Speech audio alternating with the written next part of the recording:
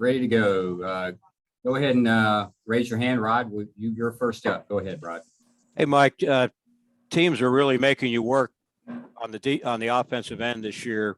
How has that changed your whole approach to the game and how you play offensively?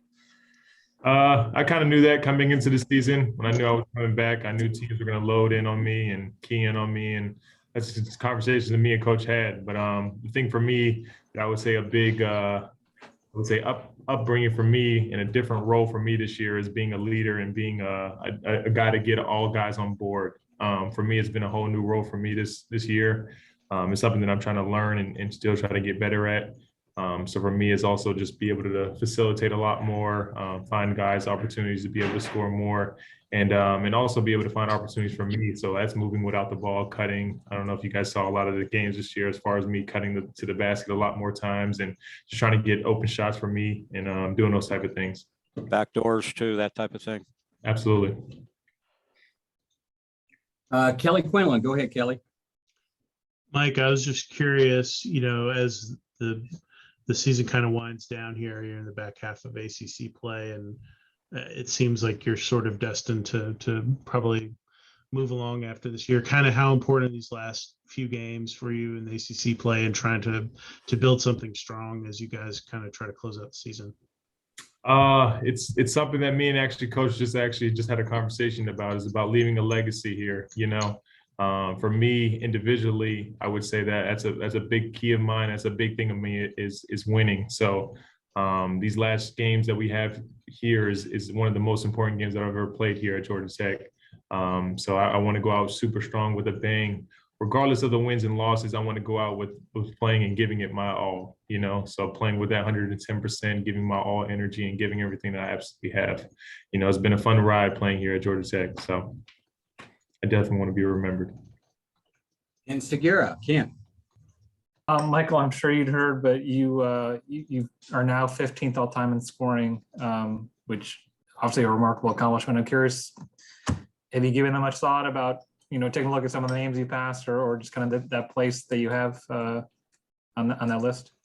I mean, it's truly a blessing. I would definitely say even just to be able to play the game that I love, to be healthy and just to wake up every day is amazing. So, but to be one of the names on that list, to be 15th all time, it's truly remarkable. It's something that you dream about as a kid, to have your name on those type of things and surpass some of those greats that have been here at Tech too. So I want to give all my respect to those guys that played here before me. Mike, I don't know if you know this or not, but BJ's next on the list for you to pass. How much more do I got to beat? You're within 21 points of him. Uh-oh. Yeah. That's funny. All right, Rod. Go ahead, Rod. Hey, Mike, we talked to Coach after the last game, and he was sort of trying to figure out, why there's been some of these slow starts. Have you talked to him since then about that? And what do you see from the slow starts? I truly don't understand, but I would say a lot of it falls on me. I would say my energy level, even just watching the film from last game, wasn't at an all-time high. And a lot of guys look at me, as being one of the leaders on his team. So they look at my energy level and it facilitates through everybody else, So when key guys like me and Jordan Usher aren't flying around and playing with that high intensity, it kind of falls through everybody else, So I would say that was a big key for us, especially last game. They came out and made a lot of shots and do all those type of things. So that detrimented us, and it just brought us down, So for us, we got to maintain our energy level throughout the whole game.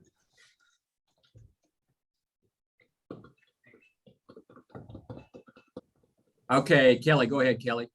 Mike, as you guys head up to Pittsburgh, you have an opportunity to get road wins, which are really difficult in the ACC. And what are you kind of expecting to be like the keys to this game? Have you watched? I don't know if you guys have watched Pitt film yet or not. Just any thoughts on the game on Saturday? I think we're going to watch here some film shortly. I haven't watched a lot of their games this year, but I know that again it's the ACC, so every team that we play is a really good basketball team.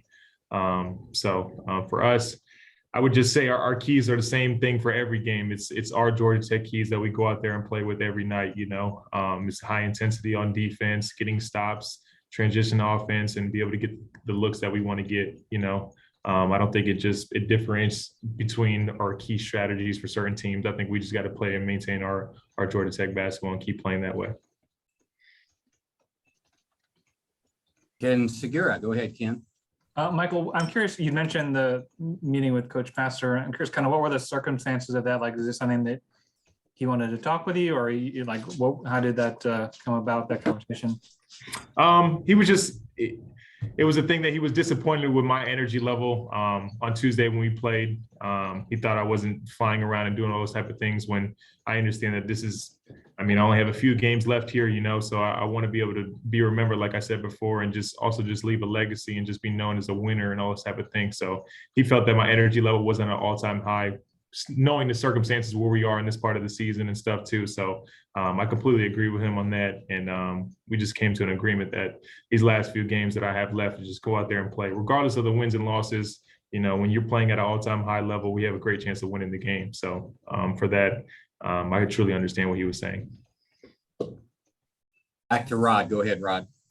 Hey, Mike, are you seeing any frustration from the young players that are still trying to find that consistency? And do you relate to them what you went through as a freshman? Absolutely. The things that I tell those guys all the time, and it's college experience is a true process that you got to understand. There's ups, downs, there's everything involved in this, and it's with the game of basketball, and it's also with life in general too. So when they understand that it's not always going to go the way that they want it to go, so just staying level-minded and just be able to play through all these type of mistakes and all that type of stuff you learn every day. So for them, it's just continue to get better and enjoy the process. That's the biggest thing. Kelly Quinlan. Kelly, go ahead. Mike, how much have you been talking with Jose and following what he's been doing? It's been really impressive to see your former teammate kind of level up, and I know that has to weigh heavily on you, seeing how he's been able to make the most of his opportunities, just kind of getting to see like someone who you were just playing with make that kind of hit that level that you would like to hit at in terms of playing at the next level. I would say it's truly amazing to be able to see a teammate of mine, a backcourt teammate that I played with, to be able to go out and do something that he's dreamed about since he was a little kid. Even when he went to go play in Madison Square Garden and play against the Knicks. And we had conversations about those, and it's truly a blessing for him to be able to go out there and do it. And for me, I just try to pick his brain and see what are the things that he does in practice or any things that he does in the games for him to stand out and be on that floor, because that's something that I definitely want to be able to be a part of too. So I do watch from afar. I do let him get his time and get his focus to wherever he needs to be. So I don't really talk to him as much as I want to, but definitely towards the end of our season, so we'll definitely come to and have conversation about those type of things. But I'm truly proud of him, man. He's making the most of his opportunity. Okay, we'll wrap it up with one last question from Ken Segura. Ken? As you finish up, I'm curious, is getting a dunk something that's important to you? Maybe for you, Ken, I'll get one towards the end of the season, man. Right. We'll get one here, and we'll get one for my 4 years here. I'll definitely complete one at least. I can get one. I'm guessing your teammates are giving you a hard time about that, or? Yeah, they give me a hard time all the time. So that's why I don't know if you see me in shoot around or in warm-ups. I'll try to get a couple in there, and they get ecstatic from it too. So that's something that I definitely do. I got a goal in mind towards the end of the season. All right, very good. Thank you, guys. All right, Mike, thank you very Thanks, much. Mike. You guys have a good one.